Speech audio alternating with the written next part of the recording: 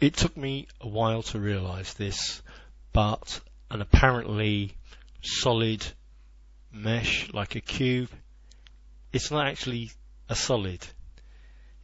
It consists of its vertices, its edges, and its faces.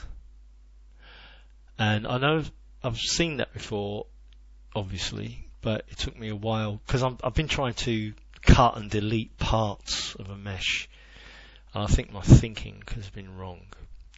So just to emphasize the point, so we're going into edit mode by pressing tab, go into face select a face, press delete, let's say delete face, and it's a box, an empty box. So that's it. I know it's blindingly obvious, but I don't know, that might help me grasp behavior a bit more.